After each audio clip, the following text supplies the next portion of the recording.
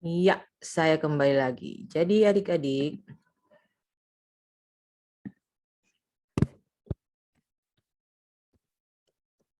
maafkan, anggaplah ini alam yang membuat saya tidak bisa kuliah dengan baik dengan Anda semua ya.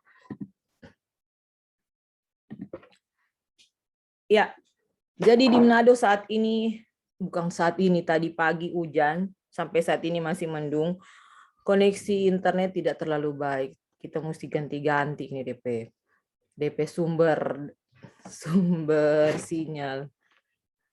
Jadi kalau putus ulang minta maaf ya. Oke, jadi itu untuk penilaian.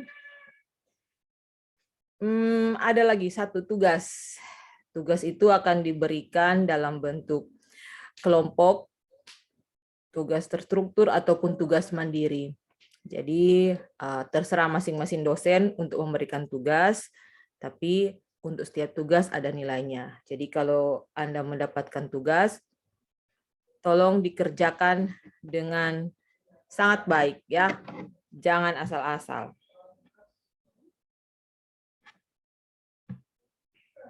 Sorry. Itu untuk penilaian.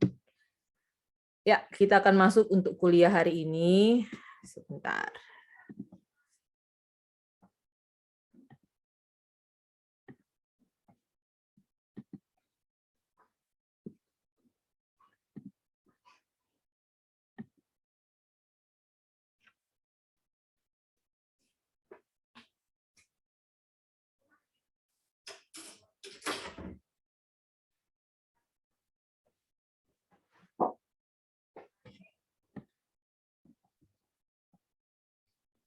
Ibu.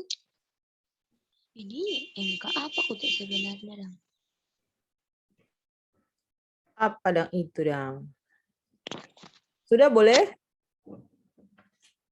Jadi, boleh dok. Boleh dok. Jadi hari ini kuliah kita ada dasar ilmu kesehatan masyarakat dengan topik pencegahan penyakit. Kenapakah penyakit itu harus dicegah? Karena penyakit itu sakit. Sedangkan istilah sekarang, orang dia bilang begini, lebih baik sakit hati daripada sakit gigi. Tahu terserahlah. Yang pasti namanya sakit itu tidak menyenangkan apapun bentuknya ya. Karena itu sakit itu perlu dicegah.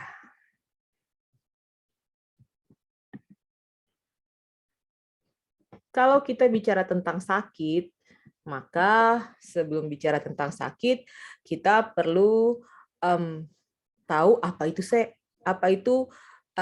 sehat. Karena harus membandingkan bagaimana sakit dan bagaimana sehat. Apa itu sehat? Menurut WHO, sehat dapat diartikan sebagai suatu keadaan yang sempurna, baik secara fisik, mental, dan sosial, serta tidak hanya bebas dari penyakit atau kelemahan. Jadi kalau kita bicara sehat, kita tidak hanya bicara tentang suatu penyakit. Oh, sehat artinya tidak sakit. Tidak. Sehat itu keadaan yang sempurna secara fisik, mental, dan sosial. Jadi sebenarnya kalau mau dipikir dalam hidup ini tidak ada orang yang betul-betul murni sehat. Pasti ada kelemahan, ada yang tidak sempurna, baik secara fisik ataupun secara mental ataupun secara sosial. Tapi sebenarnya ada saja yang boleh mendekati keadaan sempurna itu artinya orang yang bersyukur dengan apa yang dia miliki. Jadi kalau sehat bukan cuma sekedar tidak sakit, tidak ada penyakit, tidak ada kelemahan. Ada orang terlihat secara fisik normal, terlihat tidak sakit, tapi mentalnya sakit. Karena itu ada rumah sakit khusus untuk penyakit mental. Gitu, ada tuh kalau adik-adik melihat video-video yang beredar, ada tuh cewek pegagas sekali, body bagus. Ternyata tahu-tahu sendiri ke orang dia bawa pi dokter. Itu ternyata dia ada sakit. Fisiknya sempurna, tapi mentalnya tidak sempurna, alias sakit. Alias tidak sehat maksudnya, maaf. Atau ada orang yang dikatakan antisosial. Dia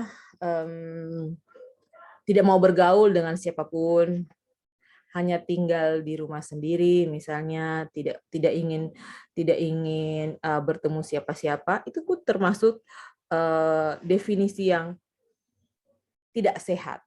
Jadi kalau ada orang seperti itu, maka kita akan bilang, oh dia tidak sehat, dia tidak bergaul, cuma di rumah, nggak kemana-mana, karena dia antisosial.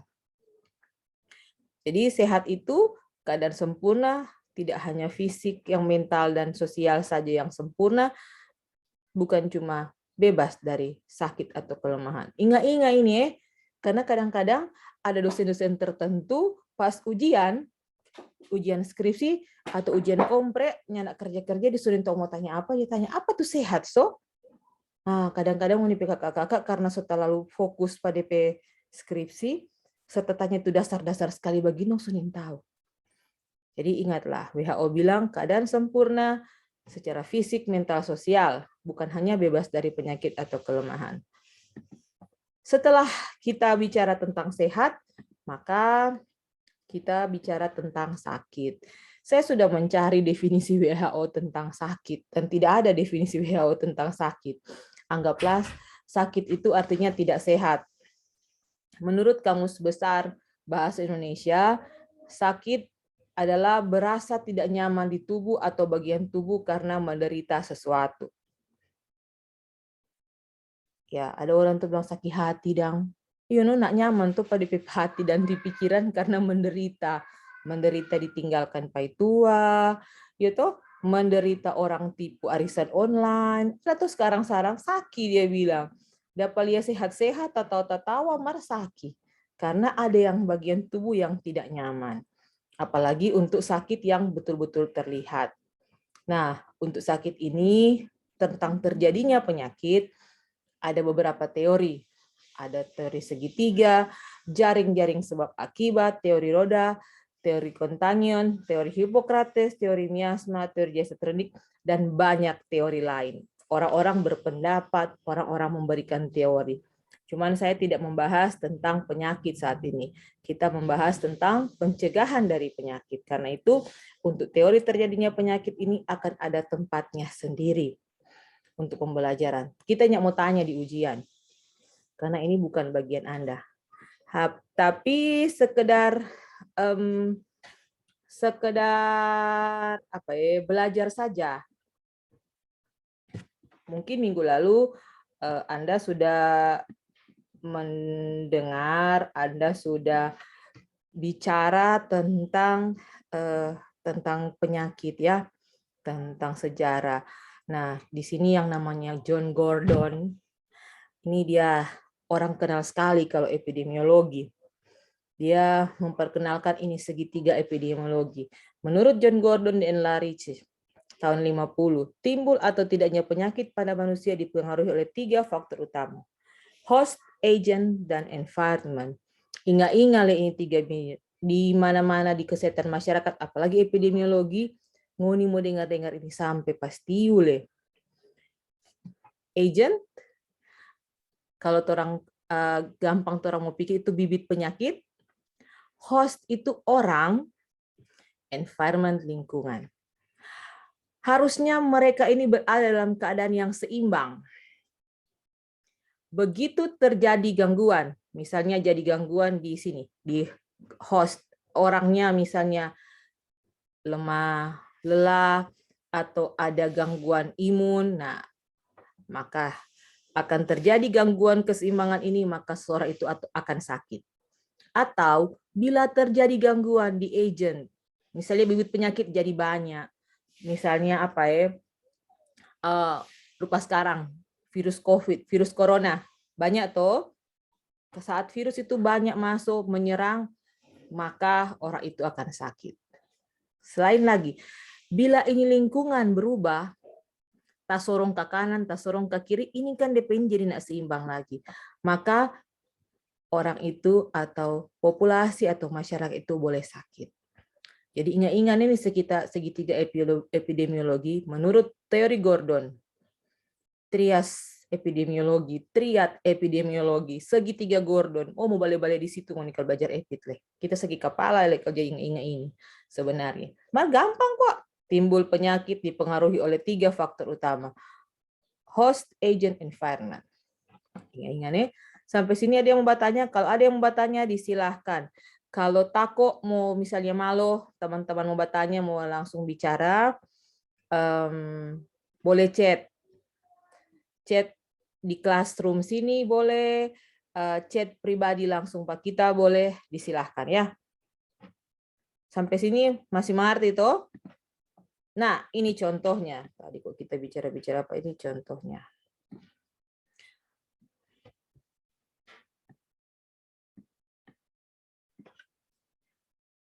Maksud tak putar di gambar.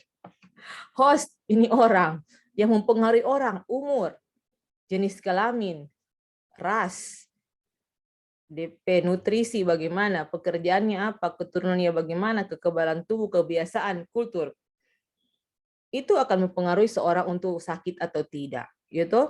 Rupa misalnya umur tua di umur muda, maka yang lebih gampang sakit adalah umur tua. Yang usia produktif seperti torang-torang ini biasanya lebih kebal terhadap penyakit. Atau orang yang nutrisinya baik, biasanya dia lebih gampang tidak kena penyakit dibandingkan orang dengan nutrisi tidak baik. Agent ini, agent bibit penyakit, ada yang biologis, ada yang fisik, kimia. Nanti Anda akan belajar di mata kuliah epidemiologi. Tapi Tasya nanti mau kasih di materi. Nanti akses lewat LMS nih, supaya menilai akses di LMS. Kemudian lingkungan. Lingkungan ini ada lingkungan fisik, lingkungan sosial, dan lingkungan biologi. Silakan Anda baca penjelasannya, akan ada waktu untuk penjelasan materi tentang ini. Tapi saya hanya ingin memberikan dasar kepada Anda bagaimana sesuatu penyakit itu boleh terjadi. Jadi di saat terjadi perubahan keseimbangan antara dorang tiga ini, setelah dorang tiganya tidak seimbang, maka penyakit itu boleh terjadi. Siapa dokter mesti belajar tentang ini? Siapa mesti belajar tentang ini? Torang kok bicara pencegahan? Iya. Bagaimana torang mau bicara kita akan bicara pencegahan apabila kita tidak tahu tentang apa yang akan dicegah. Ya, kita bicara tentang pencegahan sakit dan kita tidak mengerti tentang konsep dasar sakit itu sendiri. Jadi ini sekedar perkenalan untuk Anda. Nanti akan ada kuliah lain yang lebih mendetail tentang sakit. Nah, kita bicara tentang sakit, maka kita akan bicara tentang perjalanan dari sakit itu.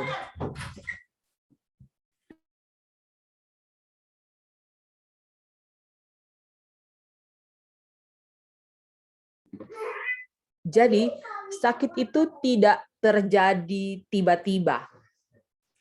Tidak ada sakit yang kaki-kaki sakit. Dia ada perjalanannya. Itu namanya riwayat alamiah perjalanan penyakit.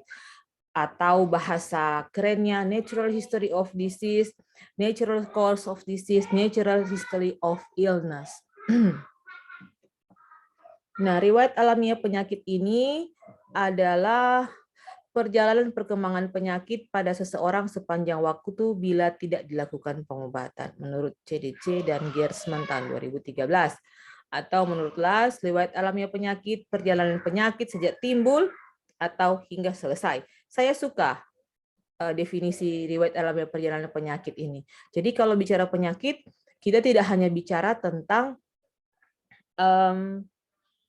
sakit itu perjalanannya, oh dia ada panas, kong habis itu dia so muntah-muntah, kong so batuk-batuk, dorang bawa di rumah sakit. Sakit di perjalanan begitu. Tidak. Perjalanan penyakit itu sejak dia timbul sampai selesai. Selesainya suatu penyakit itu bukan cuma bicara sembuh, adik-adik. Selesainya penyakit itu ada sembuh, ada meninggal, dan ada carrier. Sembuh di saat semua sakitnya hilang. Misalnya tentang orang flu atau COVID begitu ya sekarang dia sakit dia semua gejala hilang dikatakan sembuh. Itu penyakit selesai. Ada juga yang penyakit selesai dengan kematian. Tuh, COVID Jo, COVID berat akhirnya dia meninggal. Tapi ada sakit yang menimbulkan gejala sisa atau orang bilang sembuh dengan cacat. Misalnya orang stroke. Tuh, dapat serangan stroke dan dokter bilang, oh dokter bilang so baik kita, mar tapi tangan sudah boleh bergerak, mar kita sudah boleh berjalan. Itu adalah sakit yang selesai dengan gejala sisa, dengan kecacatan. Jadi untuk perjalanan penyakit ini kita bicara dari sejak penyakit timbul hingga selesai. Sebenarnya bukan cuma sekedar penyakit timbul, tapi dari mulai bibit penyakit itu masuk ke dalam tubuh. Cara-cara masuk ada mata kuliah lain yang mau belajar. Oh Tuhan, banyak Kang. Atau so putus ini sudah bersuara. Ya, apakah Anda pusing melihat tabel ini? Ya, saya juga pusing. Tapi tolong fokuskan saja di sini. Tingkat pencegahan dan jenis intervensi kesehatan. Di sini kita bicara tentang riwayat alamiah perjalanan penyakit. Yang di atas sini. Adik-adik bisa lihat kan kursor? Boleh nggak lihat kursor? Oh, nggak dapat lihat kursor. Jadi begini Jo. Yang kita pemuka ini Dang, kita pemuka ke atas ini, itu orang bicara tentang riwayat penyakit, perjalanan penyakit. Ini dari yang paling kiri sana, itu riwayat alamiah penyakit dari host agent environment. Ingat tadi tuh penyakit jadi karena ketidakseimbangan dari segi epidemiologi, baru awal proses paparan dengan agent memasuki host dan seterusnya, itu tentang perjalanan penyakit. Nah, kita akan bicara tentang yang di bawah sini. Yang di bawah ini, tentang tingkat pencegahan penyakit. Pencegahan primer, pencegahan sekunder, pencegahan tersier. Jenis intervensi, health promotion, specific protection, early detection and diagnosis, early diagnosis and prompted treatment, baru rehabilitation or limitation of disability. Itu bahasa Inggris, karena yang temukan orang berbahasa Inggris di penama Level and Card. Level, harus susah tahu yang di penama. Jadi ini ya yang jadi fokus ya. Sudahlah, tidak perlu memperhatikan yang di atas ini ya. Yang di atas ini nyanda. Mas, tapi sekedar tahu saja. Yang akan jadi fokus kuliah kita adalah yang di bawah sini, yang mulai dari tingkat pencegahan dan jenis intervensi penyakit. Intervensi kesehatan, tolong masukkan dalam alam bawah sadar. Nah, ini kode DP gampang. Oke. Jadi, berdasarkan perjalanan penyakit yang tadi terang bicara, maka tingkat pencegahan itu ada yang namanya primordial prevention, ada primary prevention, ada secondary, dan ada tertiary prevention. Jadi kita bicara mencegah penyakit bukan cuma bilang, oh jangan sampai tuh bibit penyakit masuk. Bukan cuma bicara itu. Tapi ada saat di mana orang sakit, di mana seseorang itu sakit, ada juga yang namanya pencegahan. Pencegahan itu orang bukan cuma bicara bibit penyakit tidak masuk, tapi kita mau bicara juga tentang bagaimana di saat orang itu sakit, apa tuh pencegahan yang harus dilakukan. Oke, tolong yang di mic ada, ya terima kasih Britney. Tolong yang di mic ada sementara on, kong ndak dengar kok ada baca tadi orang lain, itu mengganggu nih. Konsentrasi hilang, ini kira sadap, dah pikir-pikir mau bahasa kuliah, kok ada orang yang ganggu konsentrasi. Oke, nah dari bicara tingkat pencegahan, kita bicara juga tentang upaya pencegahan.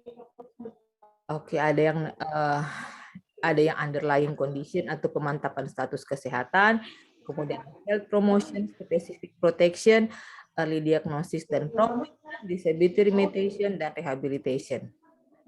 Ini pertanyaan. Nanti kita akan membahas satu persatu. Pencegahan itu, ya, terima kasih untuk yang menambah. Itu ini.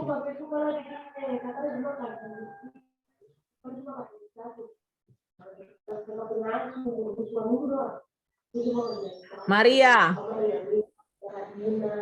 Maria. Jadi dengarkan kita udah bilang.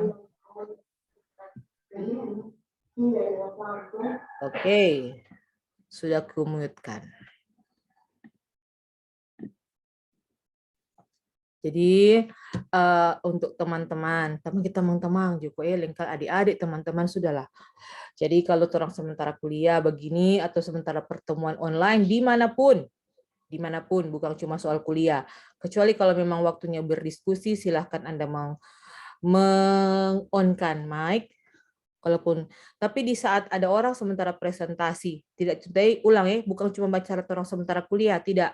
Tapi kapanpun Anda mengikuti pertemuan online yang banyak terjadi sekarang, tolong Anda memperhatikan mic dan juga kamera. Ada beberapa pertemuan yang mengharuskan kamera on, tapi mic off, dan ada yang silahkan tidak apa-apa tidak pakai kamera. Tapi dengan Anda memperhatikan mic, itu berarti Anda menghormati orang yang sedang bicara. Oke, hilang ini konsentrasi soalnya. Oke, lanjut ya.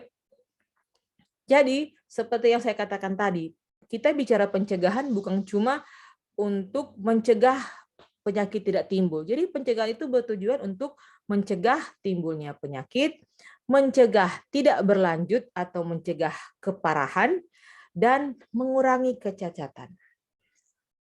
Oke. Nah, demi mencapai tujuan 3 ini, maka pencegahan itu ada pencegahan primer, sekunder, dan tersier. Kalau yang tadi di tabel tadi, dia bicara ini, primer, sekunder, tersier. Tuh, yang ini primary, secondary, tertiary. Ada yang bilang pakai primer, sekunder, tersier, ada yang tingkat 1, 2, 3, ya terserah orang menggunakan istilah mana, yang pasti tujuannya sama. Sebenarnya hanya sekedar ini 3 ini, mana ya? Susah ya mau. 3 ini dong. Kita tahu tapi muka jadi kursor ya. 3 ini. Tapi ada juga yang namanya primordial prevention. Ini. Nanti akan kita bahas sebentar. Jadi mencegah itu bukan cuma sekedar mencegah timbulnya penyakit, tapi juga mencegah penyakit jadi parah. Jadi pencegahan primer semua tindakan yang ditujukan pada faktor penyebab penyakit. Kalau primer kepada penyebab.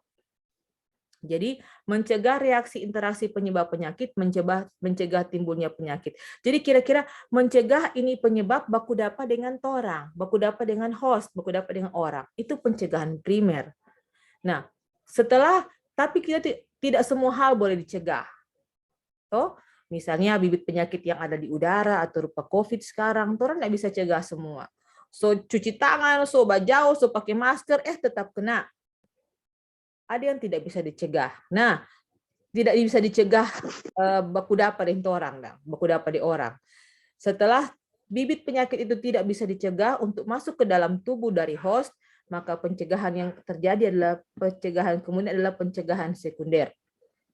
Pencegahan sekunder adalah tindakan yang bertujuan mencegah stimulus yang telah terjadi agar tidak jadi menahun atau kronik, agar kasus penyakit dapat sembuh tanpa cacat atau menjadi carrier. Jadi intinya kata-katanya rupa tujuan nomor 2, mencegah agar penyakit tidak berlanjut atau mencegah agar penyakitnya tidak jadi parah. Namun, ada beberapa keadaan di mana penyakit itu berlanjut sampai fatal, bisa saja mati, tapi ada yang jadi cacat. Nah, di sini adalah tempatnya untuk pencegahan tersier, pencegahan tingkat 3, yaitu mencegah berkembangnya penyakit ke tingkat yang lebih berat atau mencegah kematian atau dia mencegah kesembuhan dengan cacat. Oke, jadi orang bicara pencegahan itu sama yang kita bilang tadi. Bicara pencegahan bukan cuma bicara supaya orangnya nak baku dapat yang bibit penyakit. Bicara pencegahan ada setelah kalau misalnya yang tidak baku dapat yang bibit penyakit gagal, maka orang akan masuk ke fase selanjutnya, yaitu pencegahan sekunder, mencegah supaya tidak jadi fatal. Nah, Tapi kalau terlanjur fatal, maka Tora akan masuk ke pencegahan tersier, mencegah terjadinya cacat. Oke, kalau ada yang nak mengerti, Mbak bilang nih. Nah, sama yang seperti saya bilang tadi, ada yang namanya primordial prevention, pencegahan primordial. Dok, apa ada di pencegahan primordial? Apa pernah ada di primer, sekunder, dan tersier? Nah, itu kita nih tahu, orang nggak saya masuk. Tapi karena pencegahan primordial ini, orang tidak hanya bicara tentang bagaimana mencegah bibit penyakit tidak bertemu dengan manusia, tidak bertemu dengan host, tapi dia mengatur tentang perilaku.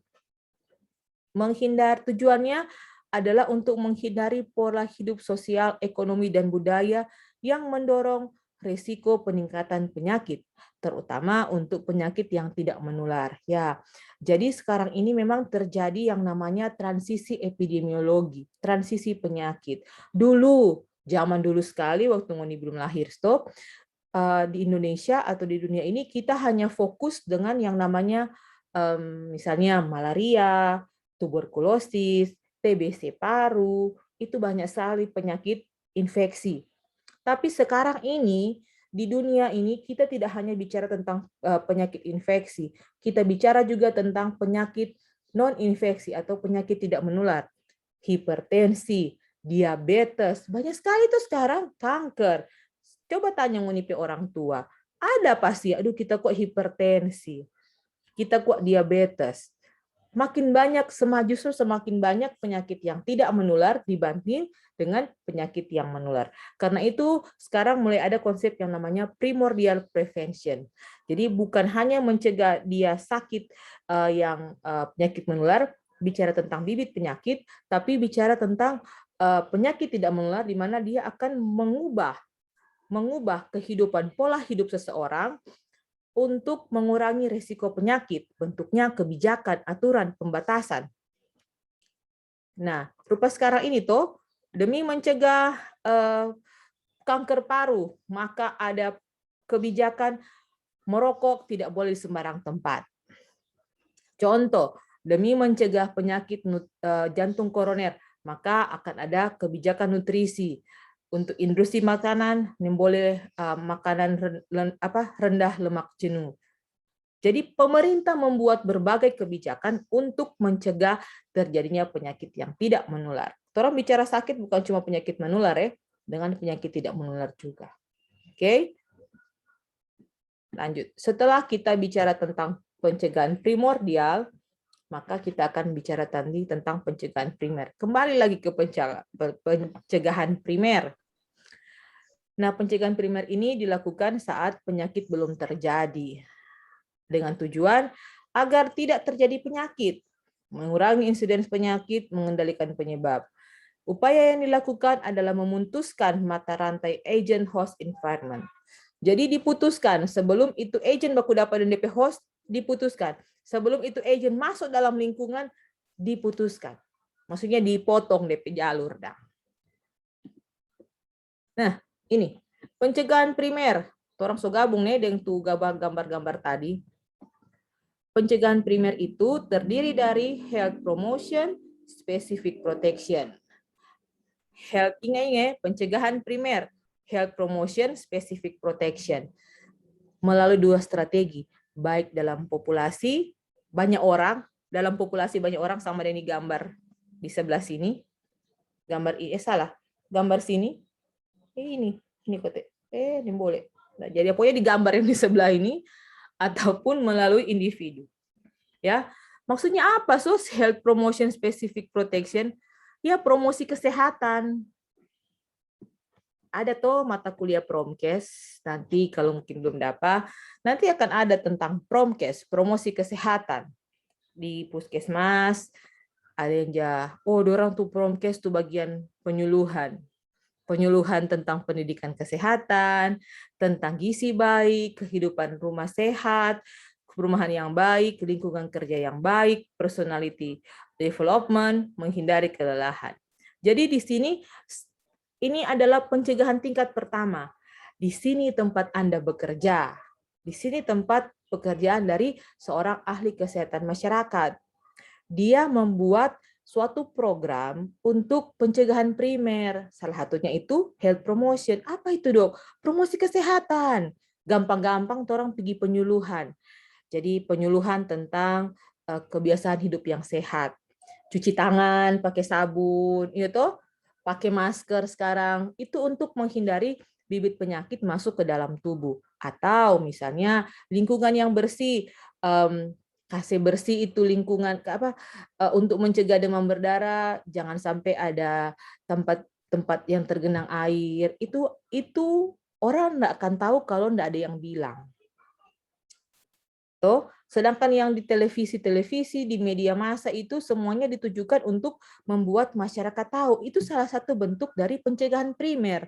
Kita mencegah supaya bibit penyakit tidak masuk ke orang. Contoh misalnya demam berdarah. Akan ada fase di mana dalam suatu masyarakat, misalnya kita di Sulawesi Utara, demam berdarah lagi banyak kembali. Nah, ahli kesehatan masyarakat punya tugas untuk pencegahan primer. Kasih tahu ke masyarakat, ini loh supaya tidak kena demam berdarah, Muni kasih bersih itu lingkungan, kasih bersih dari misalnya dari genangan air, kemudian untuk orang pakai anti nyamuk. Itu salah satu pencegahan primer. Jadi mencegah sebelum sakit, mencegah bibit penyakit bertemu dengan host, mencegah nyamuk baku dapat di orang. Boleh mengerti? Ini health promotion. Nah, setelah kita melakukan health promotion, maka kita akan melakukan yang namanya specific protection. Karena itu tadi ingatkan yang saya bilang sebelumnya, ini pencegahan primer itu dilakukan melalui dua strategi, baik populasi maupun individu. Nah, kalau kita bicara tentang health promotion, kita bisa menargetkan populasi. Kira sedap kalau orang mau piba penyuluhan orang per orang satu-satu. Lebih baik orang kumpul tuh masyarakat dalam satu tempat, kasih materi. Gitu. Ini lebih gampang. Tapi kadang-kadang ada yang nggak masuk. Kadang-kadang penyuluhan tetap sakit. Karena itu setelah health promotion kita akan masuk ke specific protection. Ini lebih spesifik, lebih ke arah individu. Misalnya pemberian imunisasi, baik imunisasi dasar maupun booster, kemudian tentang kebersihan diri, personal hygiene. Jadi misalnya sudah diberikan penyuluhan, sudah diberikan promosi kesehatan kepada masyarakat. Ini kegiatan Anda yang harus Anda lakukan untuk mencegah terjadinya penyakit. PHBS, hidup bersih dan sehat. Mar orang nak baking, sama joto dia mungkin nak sakit. Nah, karena itu kebersihan diri itu personal hygiene itu spesifik untuk orang per orang. Kemudian yang lebih spesifik lagi, misalnya untuk satu penyakit dilakukan isolasi dan karantina atau penanganan transmisi penyakit, desinfeksi, pengendalian vektor, ada kuliah sendiri ini pengendalian vektor dan sanitasi lingkungan. Ada kuliah sendiri lagi ini sanitasi lingkungan. Ini DP keren-keren. Jadi untuk isolasi dan karantina itu spesifik. Misalnya COVID itu spesifik proteksi spesifik untuk seseorang. Kemudian penanganan transmisi, desinfeksi itu specific protection. Nah, kalau untuk lingkungan, contohnya perbaikan lingkungan. Nah, lingkungan fisik, misalnya peningkatan air bersih, perbaikan sanitasi, rumah yang sehat, pemberantasan serangga, baca ju ini. Ini cara-cara kita mencegah suatu penyakit, pencegahan penyakit dengan memperhatikan lingkungan. Jadi bukan cuma bicara tentang mencegah supaya bibit penyakit tidak masuk ke orang, masuk ke host, tapi kita juga memperhatikan lingkungan. Cara memperhatikan lingkungan adalah seperti ini. Baik lingkungan fisik caranya seperti ini, lingkungan biologis maupun lingkungan sosial. Ya, orang mesti melihat juga hubungan antar individu tuh mesti berkebaya dengan orang lain supaya sakit. Bagaimana kita berkehidupan bermasyarakat. Kira siapa mau suka mau tinggal di lingkungan yang begini? Nah, ada tuh yang mau dikotor-kotor sama ini gambar. Orang mau tinggal di lingkungan yang bersih, lingkungan yang menyenangkan supaya orang sehat. Jadi salah satu untuk mencegah penyakit, lingkungan juga harus sehat. Jangan terlalu padat itu rumah. Baku-baku baik dengan tetangga. Ada orang gara-gara tidak baku baik dengan tetangga, sakit, darah tinggi, emosi, toh sakit hati. Itu. Jadi lingkungan sosial juga perlu untuk membuat orang tidak sakit, untuk mencegah penyakit. Oke. Sampai sini kita rasa mengerti.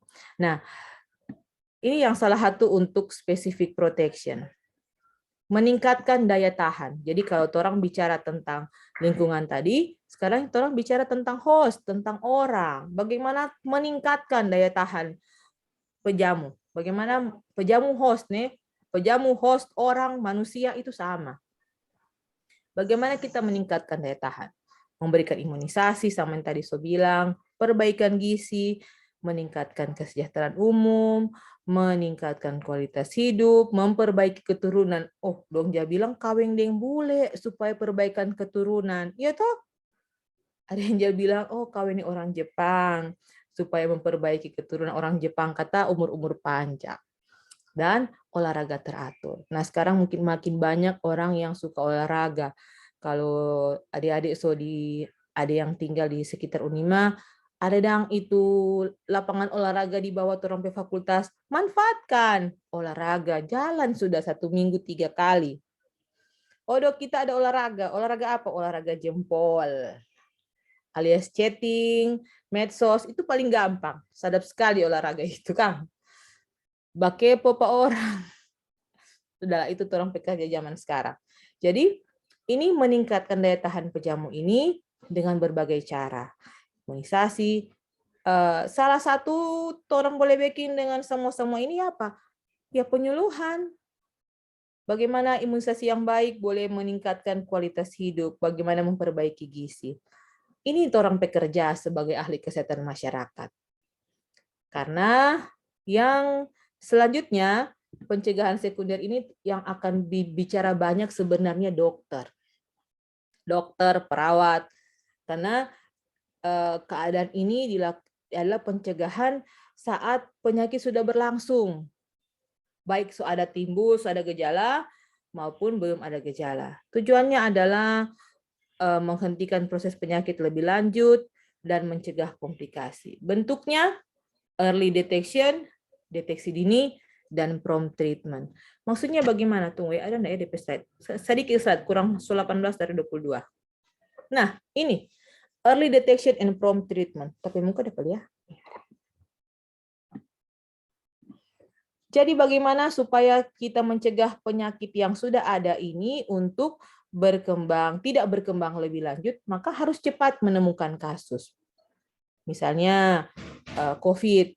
Kalau dia cepat dapat, maka dia tidak akan berkembang luas. Setelah dia dapat, langsung karantina itu orang. Toh, langsung pemeriksaan yang DP kontak-kontak erat. Akhirnya tidak akan menyebar sampai ke jauh-jauh.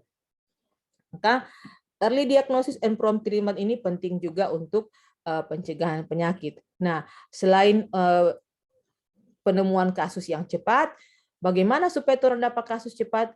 Pemeriksaan berkala.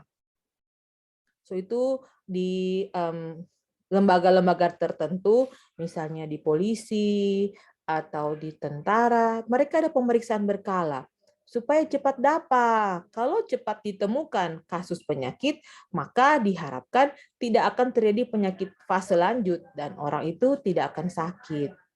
Kemudian periksa laboratorium, screening sama juga dengan pemeriksaan berkala. Penanganan yang adekuat. Jadi bukan cuma sekedar dapat kasus, tapi harus ditangani. Mungkin sebagai seorang kesehatan masyarakat, kita boleh berperan dalam case finding, dalam penemuan kasus, atau misal yang bagian F, pemeriksaan kontak. Tapi untuk penanganan, pemeriksaan lab itu sudah bukan bagian kita, ada bagi orang lain. Jadi tidak perlu orang membahas, tapi intinya kalau diagnosisnya cepat, kalau kasusnya cepat terdiagnosa dan mendapat pengobatan yang tepat, maka kita mencegah orang bicara pencegahan nih, kita akan mencegah seseorang itu penyakitnya makin parah. Kita akan mencegah seseorang itu penyakitnya lama. Jadi cepat sembuh, sembuh sempurna, enggak ada kelainan. Ini gunanya early diagnosis and prompt treatment. Kata gampangnya seperti itu. Oke, kemudian setelah kita bicara tentang pencegahan sekunder, secondary, kita bicara tentang tertiary atau third protection. Dilakukan saat suatu penyakit sudah lanjut. Akhir dari periode patogenesis. Tujuannya untuk menurunkan kelemahan atau kecacatan, memperkecil penderitaan, dan membantu penderita untuk dapat melakukan penyesuaian terhadap kondisi yang tidak dapat diobati.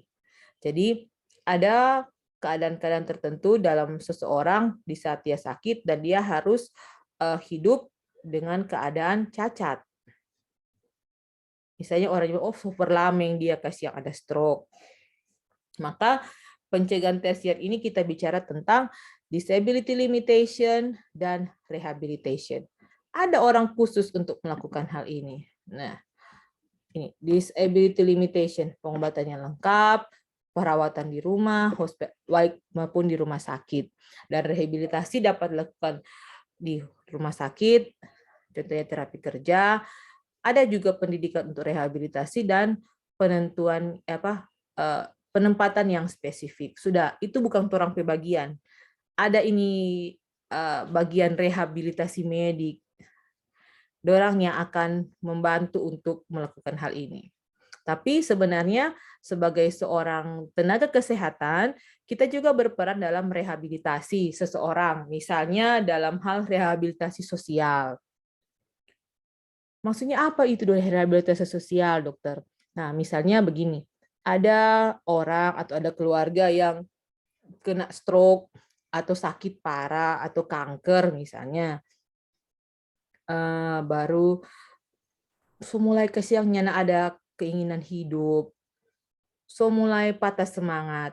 Nah, kita bukan cuma sebagai tenaga kesehatan, sebagai manusia, kita harus membantu orang tersebut untuk melewati fase ini. Nah, itu orang rehabilitasi mental, rehabilitasi sosial. Tidak perlu tenaga khusus untuk itu. Kalau misalnya orang ada teman atau keluarga, berkunjung toh bercerita baik-baik, mendoakan, itu sudah satu bentuk orang membantu dalam hal rehabilitasi sosial. Ya, ini slide terakhir. Terima kasih. Sampai di sini. Ada yang ingin bertanya? Ada. Oke. Ada 2 orang. Tunggu ya. Siapa ini yang raise hand? Silakan. Tenggimus Weya. Apa pertanyaannya? Ya, terima kasih atas kesempatan yang telah diberikan kepada saya. Saya mau bertanya tentang pencegahan tersier. Inci tadi menjelaskan, namun saya kurang memahami, makanya saya minta penjelasan ulang atau memberi contoh. Sekian. Oke. Terima kasih. Jadi, ulang nih, pencegahan tersier itu ditujukan atau dilakukan saat orang bilang akhir dari penyakit. Nah, kan orang akan mengakhiri penyakit itu baik dia boleh sembuh atau dia meninggal, nah atau dia yang ketiga ada kecacatan. Nah, di saat orang cacat itu maka diperlukan yang namanya rehabilitasi atau pengurangan disability limitation, mengurangi disabilitas. Di sini pencegahan tersier itu berfungsi.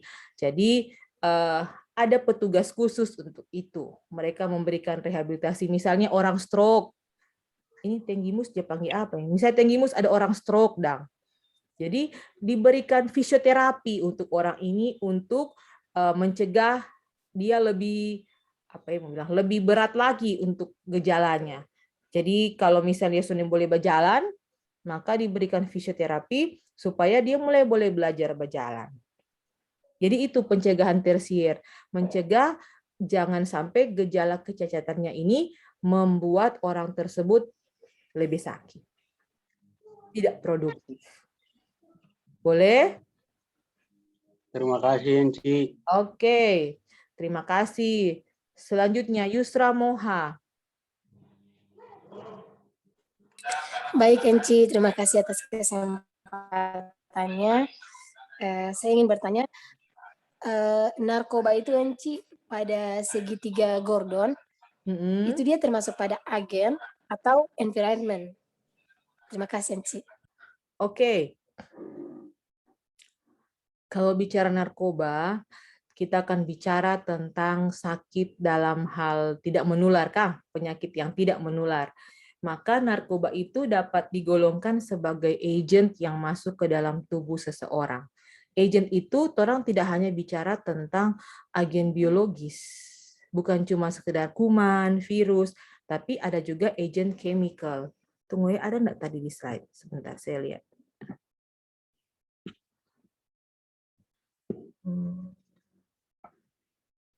Jadi, orang kalau bicara agent itu bukan cuma jangan cuma pikir oh kuman penyakit. Tidak, agent itu ada juga tentang ini. Oh ini ada. Tunggu ya. Tunggu nih. Share screen, mana itu share screen?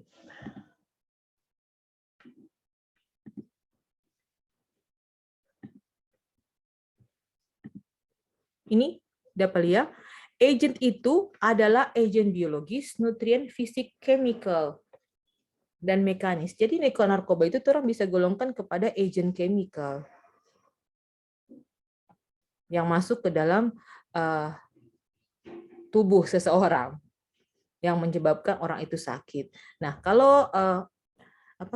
kalau lingkungan ini ada lingkungan fisik, lingkungan sosial, dan lingkungan biologis. Sudah coret-coret kasihan. Oke. Boleh? Tadi siapa yang bertanya? Baik, Enci, terima kasih. Oke. Next, masih ada yang mau bertanya? Tunggu di chat, siapa tahu ada yang bertanya di chat. Izin matikan, perhatikan mic. Oke.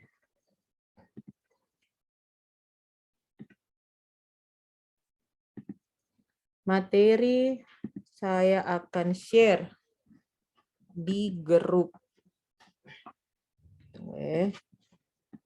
Grup mana, Kang? Grup dasar IKM.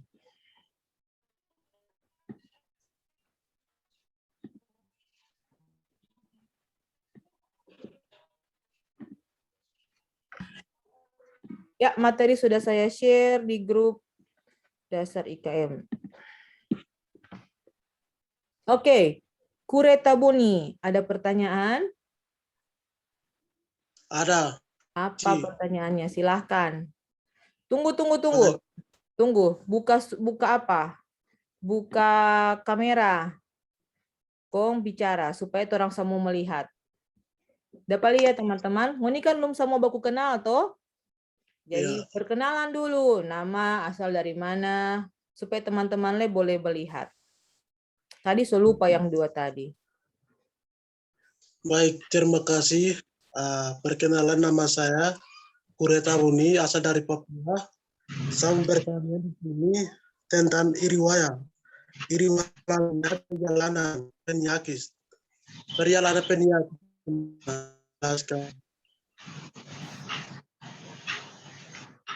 Cuma kita yang putus atau semua ini putus? Nggak dapat dengar. Semua yang putus. Putus, Kang. Oke. Kuretabuni, boleh nggak usah pakai video, Jodang. Bicara, Jo, kalau susah pakai video. Biasanya sinyal jadi besar kalau ada bicara. Kalau pakai video, sorry.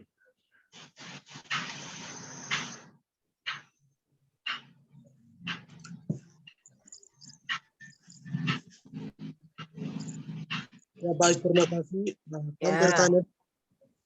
Kami bertanya di sini tentang riwayat alamiah perjalanan penyakit ini bagaimana? Coba jelaskan. Terima kasih. Oke, baik. Saya akan mencoba menjelaskan tentang riwayat alami perjalanan penyakit. Nah, itu kok tadi gambar susah, Kang.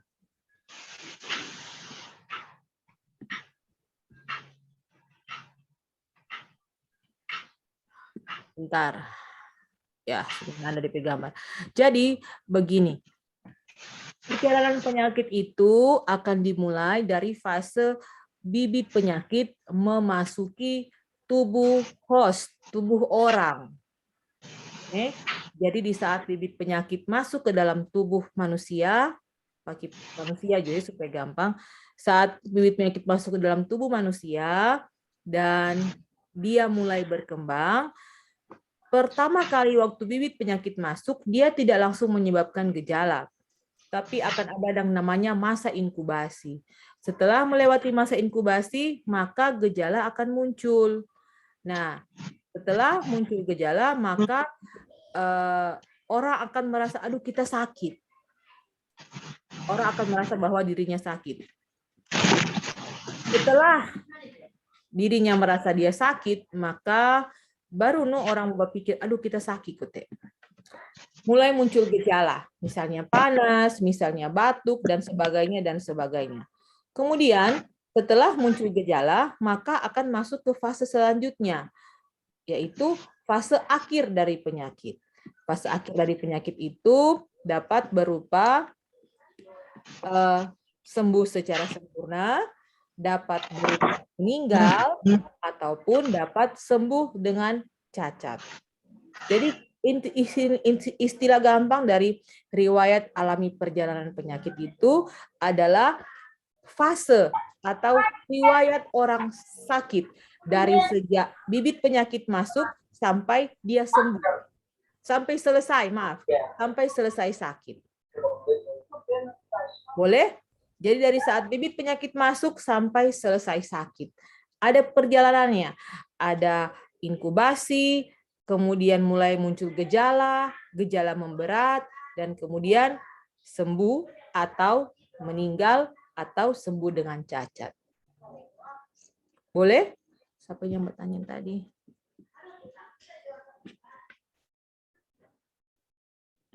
Kuretabuni. Kuretabuni, boleh? Boleh, terima kasih, Inci. Oke, selanjutnya yang angkat tangan. Kita tidak dapat baca DP nama, soalnya cuma terus IKFIK, IKM. Nah, siapa ini? Selanjutnya yang angkat tangan ini. Oke, saya susah membaca namanya. Tunggu ya.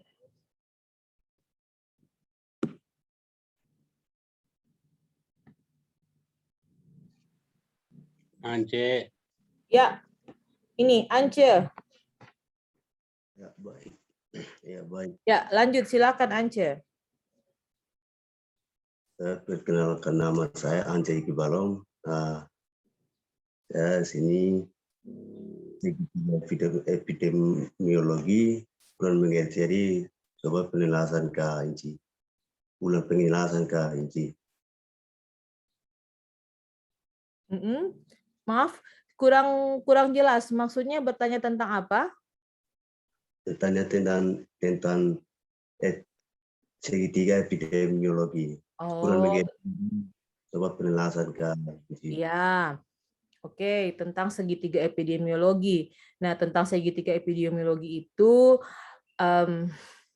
tunggu kita share screen supaya gampang.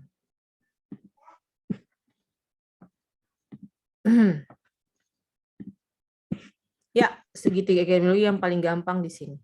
Nah, segitiga epidemiologi ini ditemukan oleh yang namanya John Gordon. Dia menyatakan bahwa timbulnya suatu penyakit itu dipengaruhi oleh 3 faktor, yaitu agent atau pejamu, atau host, agent atau agen penyakit, host atau pejamu, dan environment atau lingkungan. Nah, orang bicara segitiga kok ini sebenarnya. Mars kadang-kadang segitiga ini terbalik-balik, putar-putar. Intinya tiga 3 faktor yang mempengaruhi terjadinya penyakit itu adalah agent, host, dan environment. Dengan kata lain, kuman atau bibit penyakit, kemudian orang, dan kemudian lingkungan. Apabila terjadi ketidakseimbangan antara salah satu dari 3 ini, maka akan terjadi penyakit. Nah, 3 ini kira-kira ini, agentnya apa, atau penyakitnya dalam bentuk biologis, nutrien, atau ini, kemudian yang mempengaruhi orang atau manusia, dan kemudian lingkungan ini yang mempengaruhi. Oke, boleh? Nanti akan ada materi khusus tentang epidemiologi. Di situ orang akan belajar tentang ini segitiga epidemiologi. Dan di kuliah-kuliah yang lain epidemiologi juga akan dijelaskan lebih jelas lagi tentang segitiga epidemiologi. Ini saya hanya memberikan ini sebagai pengantar untuk menjelaskan bagaimana seseorang itu boleh sakit. Karena hari ini kita bicara tentang bagaimana mencegah sakit itu. Oke, boleh Ance? Terima kasih, Inci. Iya. Lanjut. Tunggu nih. Kemudian ada yang chat. Tunggu nih, kita mau baca di chat. Selamat pagi. Oke. Teman Anda bertanya, saya ingin bertanya tentang penyakit COVID-19. Itu masuk dalam pencegahan yang mana? Primer, sekunder, atau tersier? Dan mengapa bisa dikatakan masuk dalam pencegahan tersebut? Oke, saya memberikan contoh ya untuk penyakit COVID-19, apa yang bisa dilakukan untuk penyakit pencegahan primer, sekunder, ataupun tersier. Karena COVID-19 itu penyakit, bukan pencegahan. Maka untuk penyakit COVID-19 ini, untuk pencegahan primer yang kita lakukan, karena pencegahan primer kan dilakukan sebelum bibit penyakit masuk dalam tubuh. Maka pencegahan primer yang dapat kita lakukan adalah memakai masker, mencuci tangan, menjaga jarak, itu 5M, dan sekarang menghindari kerumunan, itu pencegahan primer yang dapat kita lakukan. Selain dari itu, pemerintah juga menggalakkan berbagai macam program untuk edukasi masyarakat. Baru kemudian edukasi masyarakat, memberikan masyarakat pengetahuan tentang penyakit COVID itu sendiri. Dan yang paling penting, pemerintah sekarang memberikan program vaksinasi. Itu adalah salah satu bentuk pencegahan primer untuk penyakit COVID, di mana diberikan vaksinasi COVID-19 untuk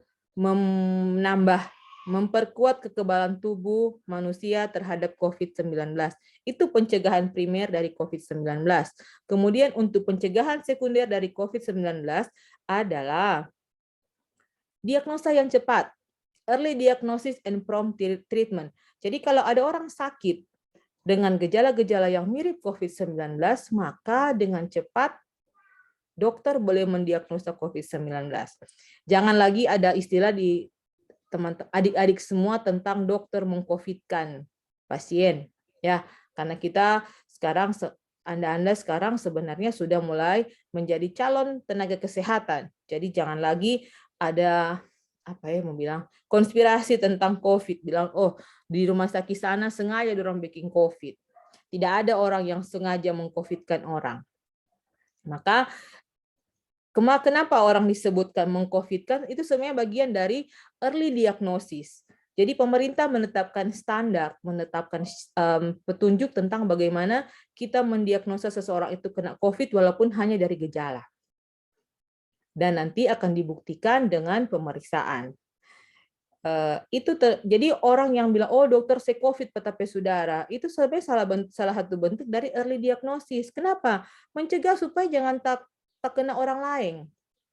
Kalau di saat seseorang sudah dinyatakan COVID, dicurigai sebagai COVID, maka dia itu akan misalnya dikarantina, diisolasi. Toh mencegah penyakit menyebar lebih luas sebenarnya.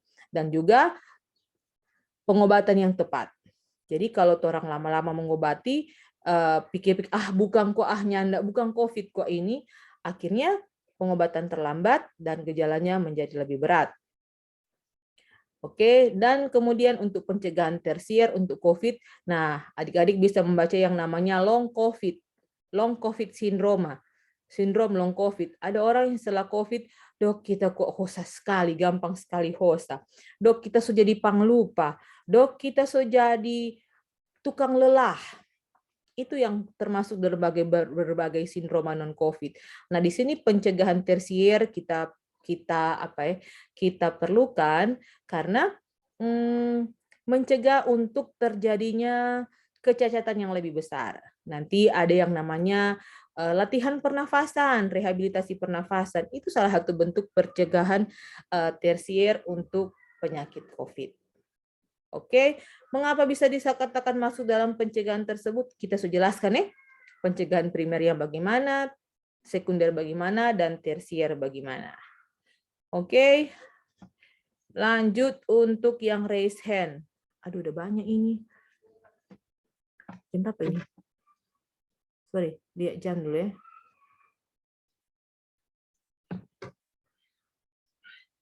Oke, 10 menit lagi masih boleh. Siapa ini? Lanjut pertanyaan Anda. Sudah, mana sudah? Ance sudah. Saya turun tuh tangan Ance.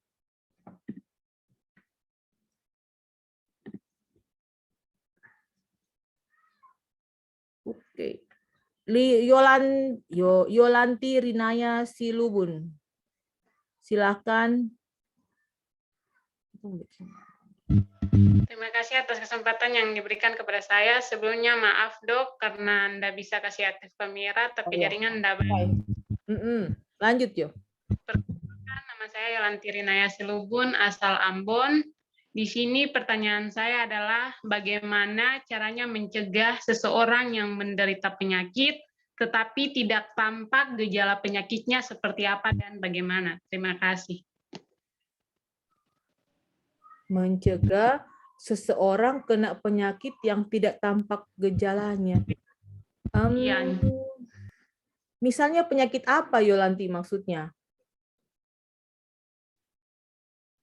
Seperti misalnya COVID, kayak tidak terasa gejala seperti apa, kayak misalnya ke rumah sakit langsung didiagnosis kalau terkena COVID. Begitu, dok. Oke, ini mungkin bicara tentang meng-COVID-kan kok, Kang. Jadi kadang-kadang ya masyarakat pikir bahwa di rumah sakit dokter meng-COVID-kan pasien. Pasien kok datang mau melahirkan, dokter bilang COVID. Nah, untuk COVID itu memang ada pemeriksaan khusus. Jadi adik-adik kalau misalnya adik-adik ada yang sakit atau saudara-saudara ada yang sakit, maka saat ke rumah sakit, maka pihak rumah sakit apapun jenis penyakitnya, maka akan diperiksa COVID. Kenapa harus seperti itu? Karena COVID ini lagi banyak, lagi pandemi. Ada orang yang tanpa gejala. Karena itu, rumah sakit wajib memeriksa dan mengamankan.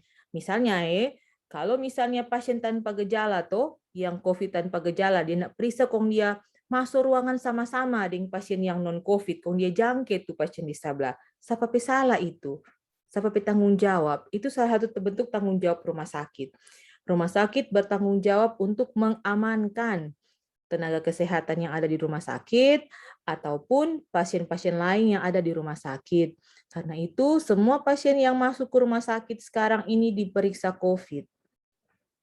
Mau sakit apapun, dokter kita kok ambeien, tetap dorang mau periksa DP COVID. Yang masuk rumah sakit lewat rawat inap nih, lewat unit gawat darurat. Kalau lewat rawat jalan tidak. Paling hanya diperiksa temperatur tubuh, ditanya keluhan. Tapi kalau yang akan dirawat di rumah sakit akan diperiksa COVID. Karena itu mau menjaga supaya orang lain aman, supaya pasien lain aman dan supaya tenaga kesehatan yang di situ aman. Nah, teman-teman, adik-adik, Anda belum pernah merasakan.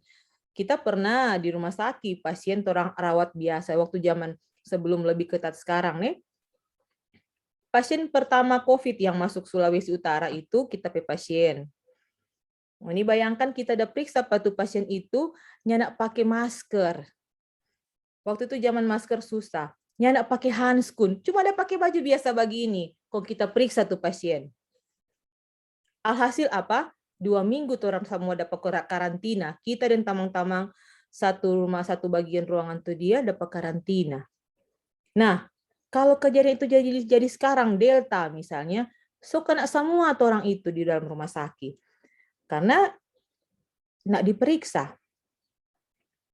Oke. Jadi karena itu untuk pasien-pasien yang masuk ke rumah sakit sekarang diperiksa COVID. Nah, bagaimana mencegah itu penyakit yang tidak terlihat itu? Pemerintah tetapkan 5M. Memakai masker, mencuci tangan, menjaga jarak, menghindari kerumunan, dan mengurangi aktivitas tuh atau apa itu, Kang. Itu cara pencegahan yang sudah ditetapkan oleh pemerintah. Jadi kalau untuk penyakit yang belum tampak, kita melakukan pencegahan dalam bentuk pencegahan primer. Misalnya dengan memberikan edukasi, dengan melakukan health promotion, melakukan promosi kesehatan, supaya masyarakat tahu dan menghindari untuk terjadi sakit. Oke, boleh? Boleh, Dok. Ini siapa sekarang ini? Ancu masih angkat tangan. Harlin tunggu ya. Terakhir, aduh, sudah tamat kelar. Novita, mencegah gangguan kepribadian kepada seseorang yang antisosial. Aduh, maaf, itu bagian ranah profesional dari seorang psikiater ataupun psikolog. Saya tidak bisa membahas banyak tentang mencegah gangguan kepribadian kepada seseorang yang antisosial ya. Intinya kita hanya bisa sampai di pencegahan primer, memberikan edukasi, memberikan penyuluhan, tapi untuk pencegahan lainnya misalnya di saat dia sudah sakit seperti itu, maaf itu bukan ranah bagian kita lagi, ada orang lain ya. Oke, contoh penyakit menular dan tidak menular. Untuk penyakit menular dan tidak menular akan ada pembahasan khusus. Oke, untuk penyakit ada pembahasan khusus, faktor yang dapat mempengaruhi terjadi masalah pada penyakit tidak menular. Akan ada mata kuliah yang namanya epidemiologi penyakit menular dan epidemiologi penyakit tidak menular. Anda akan bertemu dengan saya lagi, tapi di semester berikutnya. Oke. Terakhir dari Harlin. Oh, Harlin dan Anita. Oke, silakan Harlin. Harlin pasang video kok supaya orang boleh lihat. Mana yang namanya Harlin? Halo Harlin. Baik, terima kasih. Perkenalkan, nama saya Harlin dari Kendari, Sulawesi Tenggara. Ada di mana sekarang Harlin? Di Kendari? Sudah di Tondano. Oke, ya lanjut Harlin. Saya di sini akan bertanya tentang penyakit. Penyakit apa yang masa inkubasinya pendek dan durasinya pendek, dan bagaimana cara pencegahannya? Terima kasih. Oke, kalau tanya tentang penyakit, terima kasih Harlin untuk pertanyaannya. Kalau tanya untuk penyakit apa yang inkubasinya pendek dan pencegahannya, mungkin kita akan membahas nanti karena bicara inkubasi penyakit, maka itu penyakit menular. Misalnya flu, inkubasinya cukup singkat. 7 hari. Tuh, mencegahnya bagaimana ya? Mencegah paling gampang untuk pencegahan primer adalah dengan menjaga sanitasi pribadi. Oke. Kemudian untuk sekundernya adalah cepat mendiagnosa flu. Jangan cuma harap ini kok lemah badan terlalu banyak kerja, padahal sebenarnya dia SARS flu. Oke. Dan diberikan pengobatan yang tepat. Itu untuk pencegahannya. Oke, nanti akan ada materi khusus tentang epidemiologi penyakit menular. Akan di situ mungkin akan ada pembahasan tentang masa-masa inkubasi dari penyakit. Ya, terakhir dari Anita. Terima kasih Harlin. Terima kasih. Ya dokter, terima kasih atas kesempatan yang diberikan. Dokter, sini saya mau bertanya tentang penyakit. Tunggu, berkenalan dulu. Anita dari mana? Ada di mana sekarang? So lupa tadi. Ya, perkenalkan, nama saya Anita Buluran. Saya dari Tagulandang. Dari Tagulandang sekarang atau di Tondano? Masih di Tagulandang, dokter. Oke, bawa salak nih kalau datang kemari. Baku sedu. Ya, baku sedu. Silakan Dokter, bertanya, Anita. Tentang penyakit yang sudah ada sejak lahir. Kira-kira itu penyebabnya apa, dokter? Dan bagaimana cara mencegahnya? Oke. Penyakit yang sudah ada sejak lahir. Itu apa ya mau bilang, kalau kita bicara lagi tentang kembali ke segitiga epidemiologi nih, terakhir ya Anita ya, karena habis ini sudah lain kita mau bikin. Oke, penyakit yang ada sejak lahir itu sebenarnya kita akan bicara dari sisi host. Coba lihat ini host ini dia bicara tentang umur, seks, nutrisi, keturunan. Jadi bicara sudah tentang keturunan. Jadi dia memang sudah ada dalam orang bilang dalam DP genetik. Nah, bagaimana mencegah? Iya, Tora akan bicara tentang memperbaiki keturunan yang sama kita bilang tadi. Bagaimana misalnya sakit keturunan, misalnya diabetes nih.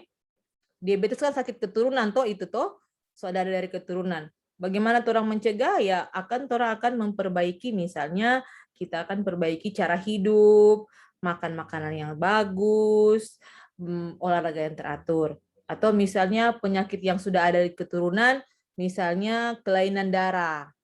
Ada misalnya yang namanya talasemia, itu diturunkan. Atau yang gampang-gampang yang ada orang yang berdarah-berdarah. Nah, itu kita tidak bisa melakukan pencegahan primer. Karena ini orang bilang DP bibit penyakit dan soalnya dalam DP orang. Maka yang kita lakukan adalah bagian dari pencegahan sekunder, bagaimana kita menemukan diagnosis yang tepat, yang cepat dan tepat, cepat mendiagnosa suatu penyakit, kemudian ditangani dengan tepat. Itu ada bagian orang-orang lain. Jadi untuk penyakit-penyakit yang namanya penyakit keturunan seperti itu, terus terang tidak banyak yang boleh orang lakukan. Yang boleh orang lakukan sebenarnya adalah untuk memperbaiki dari orang tersebut kehidupan kesehatan. Begitu. Misalnya dari awal-awal bagaimana kita sudah melakukan cara hidup yang sehat, begitu. Itu saja, karena kalau misalnya mau mengganti yang lain-lain susah. Tidak bisa, kecuali yang zaman sekarang dorang pakai rekayasa genetik untuk anak-anak, tapi rasanya itu masih bertentangan dengan etika manusia. Rekayasa genetik itu baru dilakukan ke misalnya hewan. Nah, untuk orang-orang belum ada. Jadi untuk pencegahan jangan sampai kena penyakit keturunan seperti itu, enggak ada. Susah untuk pencegahan primer nih supaya nyanak sakit. Tapi yang Tora boleh bikin adalah untuk pencegahan sekunder dan pencegahan tersier. Boleh? Boleh, Dok. Oke.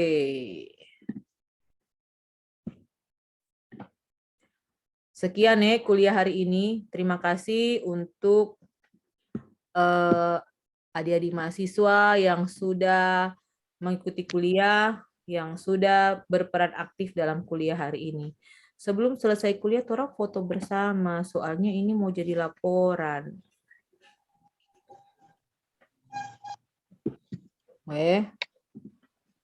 Oh ya, susah deh. Ya, yang belum on kamera, tolong on kamera nih.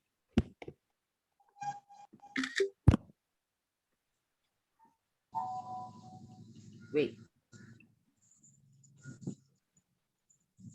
Tadi yang atur-atur rambut. Spotlight.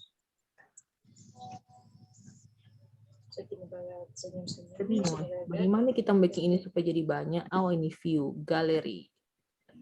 Oke. Aduh, ada 7 screen.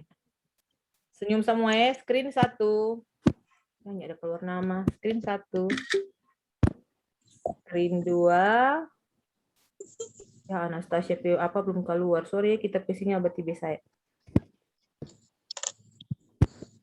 Screen 2. Ulang. Screen 2. Ada yang balaf-laf. Screen 3. Ya, Kesia penama belum keluar. Pemuka belum keluar. Ulang. Screen 3. 7 screen adik-adik. Banyak ya. Screen 4.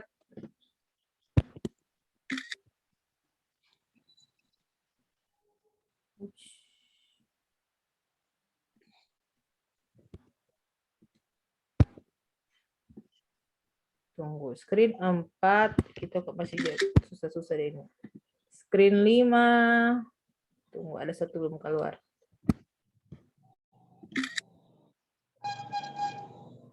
Duh, siapa itu tukang sayur coba panggil.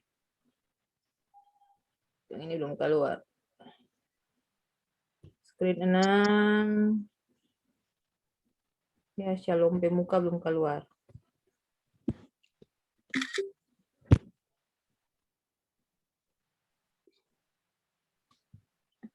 Screen 7.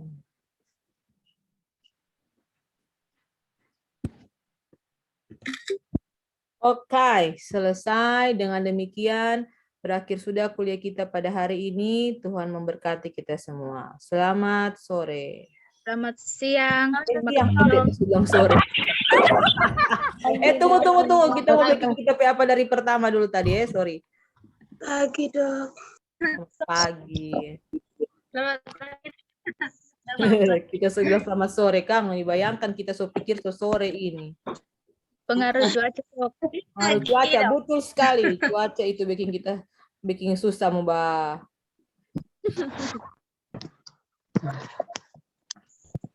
Belum makan sih itu. Hah? Belum memang. Muni kita tuh makan, belum makan. Keren juga. Bagi-bagi. Apa ya? Dok, kira ini sore maksud. Oke, terima kasih nih. Selamat pagi.